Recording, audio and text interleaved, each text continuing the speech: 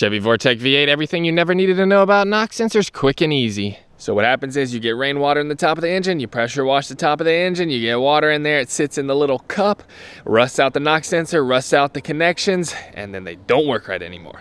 So if you get lucky, you got the code, it'll tell you in the knock sensors, it'll tell you which one. If you're not so lucky, you just gotta have reduced power on the dash and you gotta get in there and figure it out. Test these first.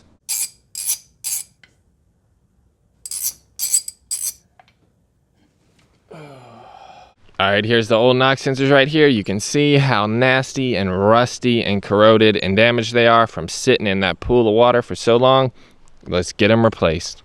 Only buy Delphi or GM genuine knock sensors for these trucks or you will be doing it twice.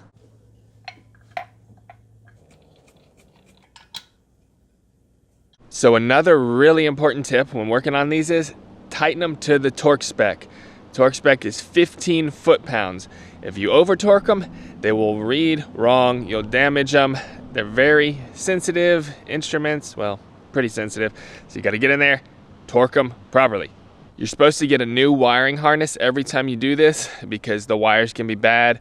You know, they can get hot, get burnt, get chewed by mice. I've seen that a lot. And they can also get corrosion wicked up in them, so you gotta get new ones. This procedure is recommended by GM. You're supposed to make dams. Some guys silicone the cups up, stick them down in there, and then make a dam. You know, it's up to you. I think the technical proper way is to not seal it up and just make a dam around it so the water runs out. But I like to seal them up and make a dam. So when I get the plastic intake off, I clean it up, get all the gunk up out of there too, get all the carbon up out of there. We want this thing to run perfect from the start. And I clean these intake runners too on the top of the engine. I clean those out on top of the heads. I also make sure to put blue Loctite on the intake manifold bolts. You gotta get in there, torque them all to a certain torque spec, then come back and torque them all again, and you gotta do a certain sequence. Here's this sequence right here, and here's the torque specs right here. And I normally get new fuel injector O-rings and swap them all out. All right, we got this thing back together. Let's take it for a ride. Oh yeah, I got all my power back. It's got all the power it had before.